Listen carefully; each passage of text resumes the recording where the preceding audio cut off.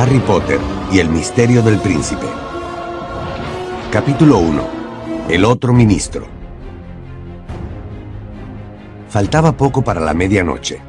El primer ministro estaba sentado a solas en su oficina, leyendo un largo memorándum que se le colaba en el cerebro sin dejarle el más leve rastro de significado.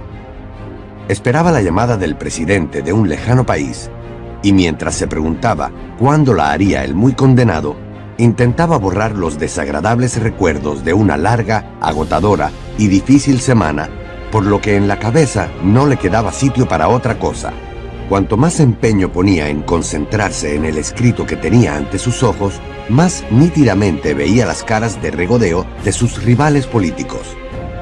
Ese mismo día, su principal adversario había aparecido en el noticiario y no se había contentado con enumerar los espantosos sucesos ocurridos esa semana, como si alguien necesitara que se los recordaran, sino que también había expuesto sus razones para culpar de todo al gobierno.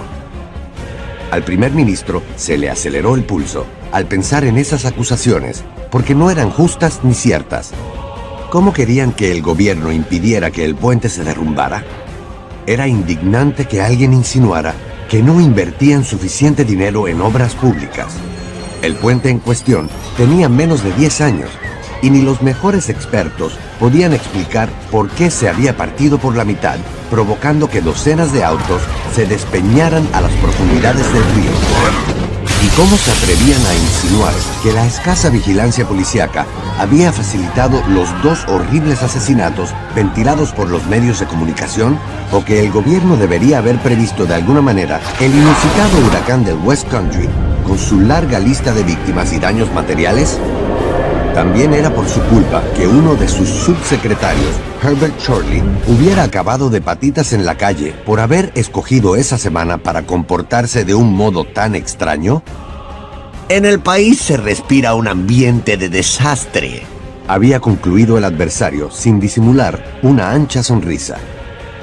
Por desgracia, esa afirmación era cierta. El primer ministro también lo notaba. La gente parecía más triste de lo habitual y el clima era malísimo. Aquella fría neblina en pleno julio no encajaba, no era normal. Pasó a la segunda hoja del memorándum, vio que todavía le quedaba mucho por leer y lo dejó por imposible. Estiró los brazos para desperezarse mientras contemplaba su oficina con tristeza. Era una habitación elegante, con una magnífica chimenea de mármol enfrente de las altas ventanas de guillotina, bien cerradas para que no entrara aquel frío impropio de la estación. Al notar un ligero temblor, se levantó y se acercó a las ventanas para observar la tenue neblina que se pegaba a los cristales. En ese momento, mientras se hallaba de espaldas a la habitación, oyó una débil tos detrás de él. Se quedó paralizado, con la nariz pegada a su asustado reflejo en el oscuro cristal. Conocía esa tos. No era la primera vez que la oía. Se dio la vuelta poco a poco hacia la oficina vacía. «¿Hola?», dijo, intentando mostrarse más valiente de lo que en realidad se sentía. Por un instante, concibió la imposible esperanza de que nadie le contestara. Sin embargo, una voz respondió de inmediato. Una voz clara y resuelta, propia de alguien que lee una declaración redactada de antemano. Tal como sospechaba al oír la tos, procedía del pequeño y desvaído retrato al óleo de aquel hombrecillo con aspecto de rana y larga peluca plateada, colgado en un rincón de la habitación. Para el primer ministro de los Muggles, solicito reunión urgente. Por favor, responda cuanto antes. Atentamente, Fudge. El individuo del cuadro miró con gesto inquisitivo a su interlocutor. «Es que...», dijo este.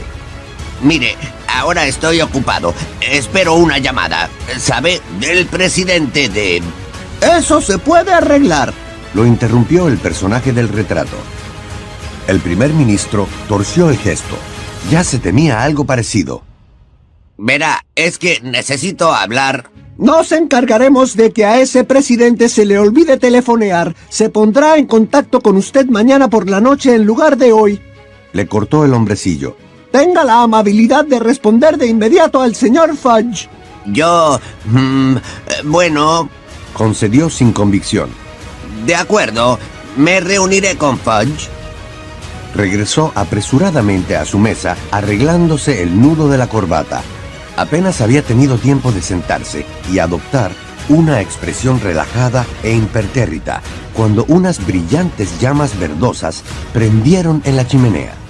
Intentando disimular cualquier indicio de sorpresa o alarma, vio como un corpulento individuo aparecía entre ellas, girando sobre sí mismo como un trompo.